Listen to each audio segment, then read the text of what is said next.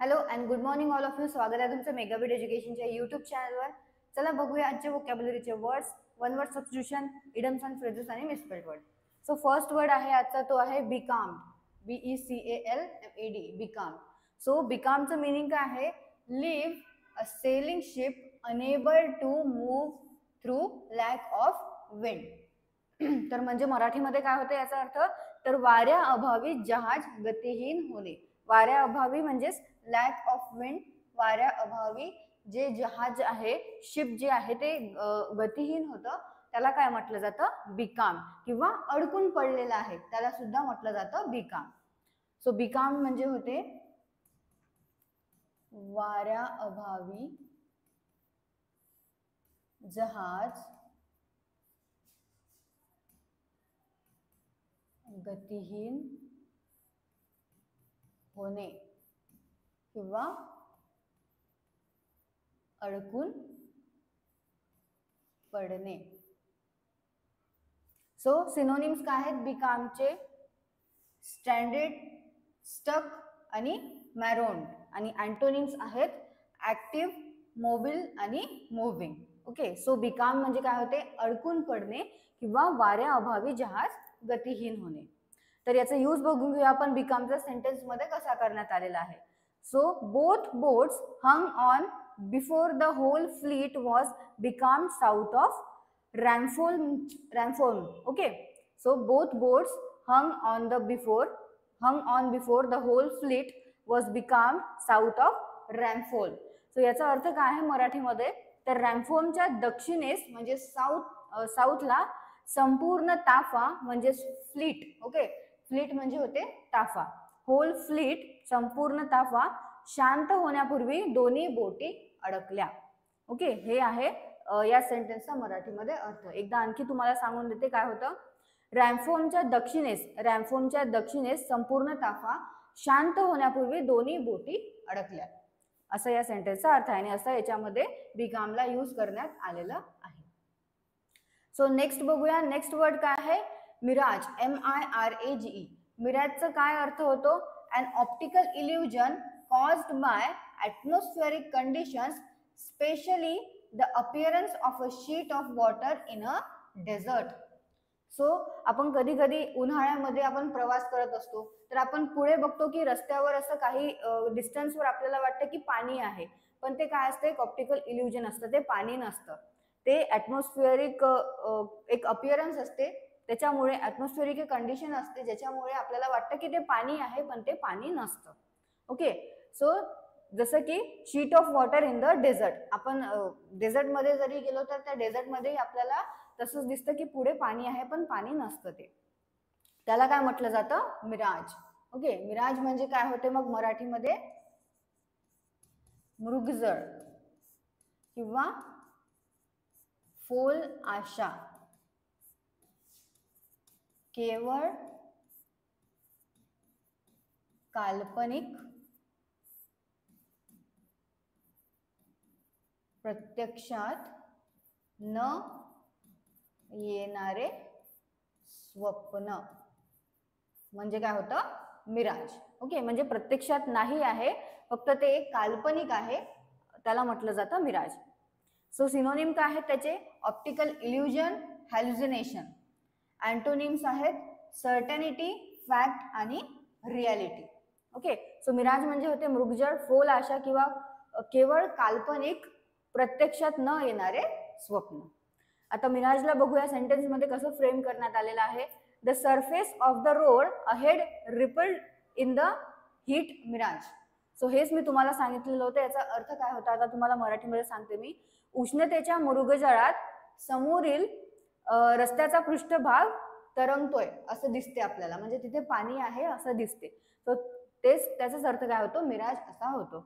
So उष्णतेच्या मृगजळात समोरील रस्त्याचा पृष्ठभाग तरंगतोय असं जे दिसते त्याला मिराज असं म्हटलं जातं. ओके. सो इथे असं मिराजला यूज करण्यात आलेलं आहे सेंटेन्स मध्ये. नेक्स्ट बघूया. नेक्स्ट वर्ड आहे स्क्रुटिनी. स्क्रुटिनीचं काय मिनिंग आहे? तर क्रिटिकल ऑब्झर्वेशन ऑर एक्झामिनेशन म्हणजेच काय होते? छाननी करणे किंवा तपासणी करणे, त्याला म्हटलं जातं स्क्रुटिनी. तर स्क्रुटिनीचा अर्थ काय होतो? छाननी किंवा पूर्ण चौकशी, फेर तपासणी किंवा परीक्षण म्हणजे होतं स्क्रुटिनी. तर याचे सिनोनिम्स आहेत केअरफुल एक्झामिनेशन, इन्स्पेक्शन आणि सर्वे. आणि अँटोनिम्स आहेत glance, cursory look. Okay, glance आणि कर्सर लुक हे आहेत अँटोनिम्स कशाचे? स्क्रुटिनीचे. तर यूज बघूया सेंटेन्स मध्ये स्क्रुटिनीला कसा करण्यात आलेला आहे. Every aspect of local government was placed under scrutiny. तर याचा मराठीमध्ये अर्थ काय होतो? तर स्थानिक सरकारच्या म्हणजे लोकल गव्हर्नमेंटच्या प्रत्येक पैलूची तपासणी करण्यात आली, असं या सेंटेन्सचा अर्थ आहे. Every aspect of local government was placed under scrutiny म्हणजेच स्थानिक सरकारच्या प्रत्येक पैलूची तपासणी करण्यात आली, असा मराठीमध्ये याचा अर्थ होतो. आणि असं इथे स्क्रुटिनी यूज करण्यात आलेला आहे ॲज अ तपासणी म्हणून. नेक्स्ट बघूया. नेक्स्ट वर्ड आहे एनमिटी. एनमिटीचं मिनिंग आहे a state or feeling of active opposition or hostility. So enmity म्हणजे काय होते? शत्रुत्व किंवा वैरभाव.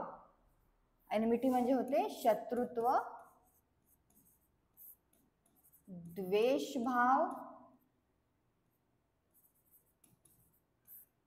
किंवा वैरभाव. सिनोनिम्स काय त्याचे? हॉस्टिलिटी, ॲनिमोसिटी आणि अँटेगोनिझम. आणि अँटोनिम्स आहेत फ्रेंडशिप आणि गुडविल. सो सिनोनिम्स काय आहेत? हॉस्टिलिटी, ॲनिमोसिटी आणि अँटेगोनिझम. आणि अँटोनिम्स आहेत फ्रेंडशिप आणि गुडविल. आणि एनिमिटी म्हणजे होते शत्रुत्व, द्वेषभाव किंवा वैरभाव. आता सेंटेन्स मध्ये बघूया एनमिटीला कसं फ्रेम करण्यात आलेलं आहे.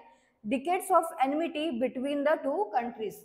सो याचा अर्थ काय होतो मराठीमध्ये? दोन्ही देशांमधील दशकांपासूनचे वैर. तर इथे एनमिटीला यूज करण्यात आलेला आहे वैर म्हणून. दोन्ही देशांमधील दशकांपासूनचे वैर म्हणजे काय होतं? Decades of enmity between the two countries. Next बघूया one word substitution. One word substitution मध्ये फर्स्ट आहे वर्ड तो आहे मूर, MOOR, मूर. तर याचा अर्थ काय होतो?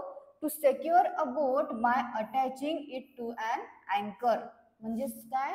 तर बोट बांधणे किंवा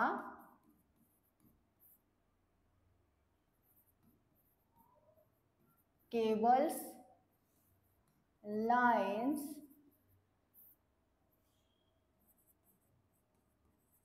अँकरच्या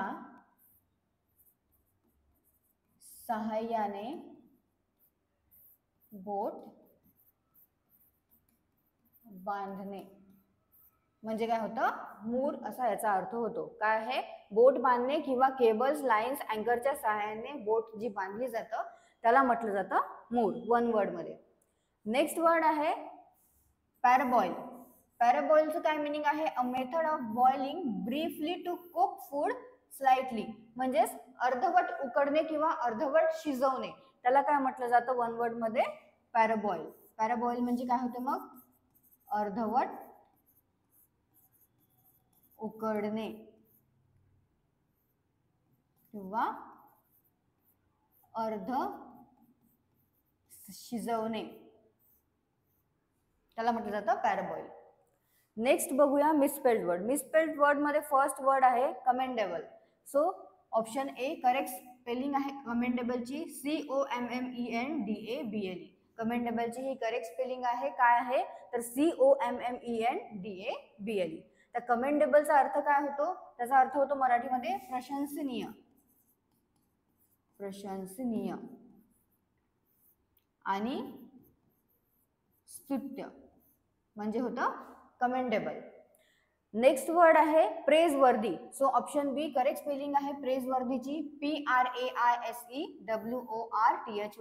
तर प्रेजवर्दी म्हणजे पण काय होतं? प्रशंसनीय,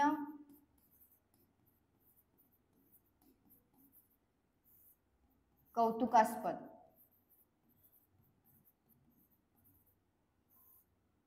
सो प्रेझवर्दी म्हणजे होतं प्रशंसनीय आणि कौतुकास्पद मराठीमध्ये, आणि प्रेझवर्दीची करेक्ट स्पेलिंग आहे PRAISEWORTHY, प्रेझवर्दी.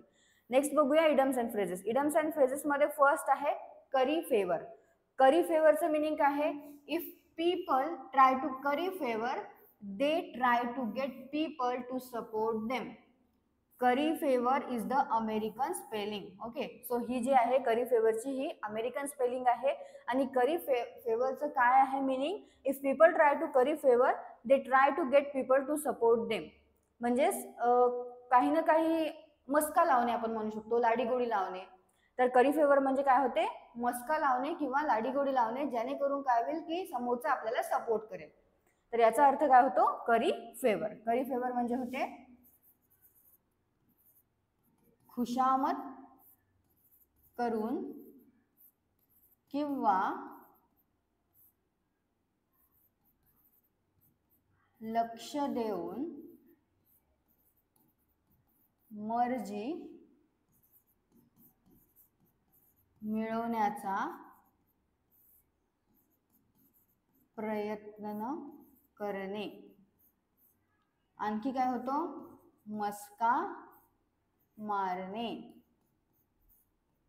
किंवा लाडीगोडी लावणे. सो करी फेवर म्हणजे काय होतं?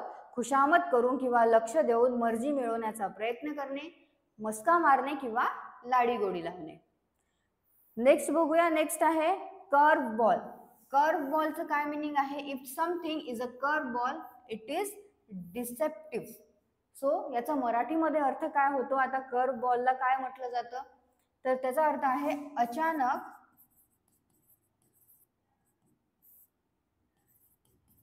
काहीतरी करणे किंवा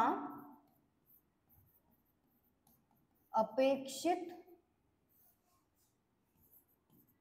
नसलेला प्रश्न किंवा समस्या उपस्थित करणे म्हणजे काय होतं? Curve ball. सो अचानक काहीतरी करणे किंवा अपेक्षित नसलेला प्रश्न किंवा समस्या उपस्थित करणे म्हणजे होतं कर्व बॉल. सो हे आहेत आपले आजचे इडम्स अँड फ्रेजेस. मिसस्पेल्ड वर्ड सुद्धा आपण पाहिलेला आहे. फर्स्ट वर्ड होता आपला कमेंडेबल आणि सेकंड आहे प्रेझवर्दी. वन वर्ड सबस्टिट्यूशन मध्ये फर्स्ट होता मूर. मूर म्हणजे काय होतं? तर बोट बांधणे किंवा केबल्स, लाईन्स, अँकरच्या सहाय्याने बोट बांधणे. आणि सेकंड आहे पॅराबॉईल. पॅराबॉईल म्हणजे होतं अर्धवट उकडणे किंवा अर्धवट शिजवणे. वोकॅब्युलरी मध्ये फर्स्ट आहे बिकाम. बिकाम म्हणजे होतं अडकून पडणे किंवा वाऱ्या अभावी जहाज गतिहीन होणे.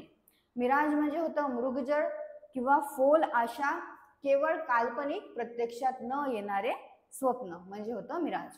नेक्स्ट आहे स्क्रुटिनी म्हणजे होते छाननी, पूर्ण चौकशी, फेर तपासणी करणे किंवा तपासणी आणि परीक्षण म्हणजे होतं स्क्रुटिनी. आणि लास्ट आहे एनमिटी. एनमिटी म्हणजे होते शत्रुत्व, द्वेषभाव आणि वैरभाव. सो याचे तुम्ही सिनोनिम्स, अँटोनिम्स आणि मराठी मिनिंग्स परत एकदा वाचून घ्या, नोट डाऊन करत चला. आणि जे आधी झालेले आहे ते सुद्धा तुम्ही वाचत चला. आणि यावरचे जे तुम्हाला मी यूज सांगितलेलं आहे, सो असं यूज तुम्ही या वर्ड घेऊन फ्रेम करत चला सेंटेन्सेस. म्हणजे तुम्हाला सेंटेन्स मध्ये कसा तो वर्ड फ्रेम होऊ शकतो आणि कसा त्या वर्डचा तो मिनिंग येऊ शकतो, कोणता मिनिंग तिथे यूज होऊ शकतो ते सुद्धा तुम्हाला कळेल. सो तुम्हाला सेशन आवडलं असेल, सेशनला लाईक करा, चॅनलला सबस्क्राईब करा, सोबत तुमच्या फ्रेंड्सला शेअर करा. All the best all of you and thank you.